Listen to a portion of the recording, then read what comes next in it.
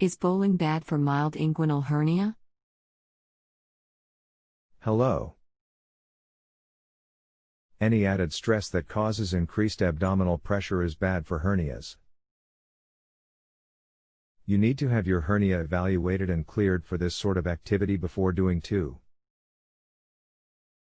They may feel fine with you bowling as long as you chose the lightweight ball and wear your band, however this still may not protect your hernia. They may seek to do surgical repair.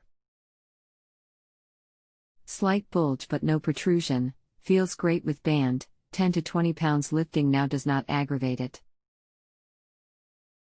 No time to see MD before need to bowl? As long as your physician gave you the clear for 10 pounds lifting or more, then bowling should not be a problem. Just take care when bending over to pick up your ball from the return, i.e., making sure to bend at the knees.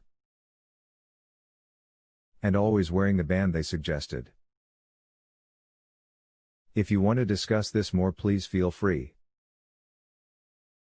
If you accept my answer, please choose accept, 3 to 5 rating. Okay, thanks.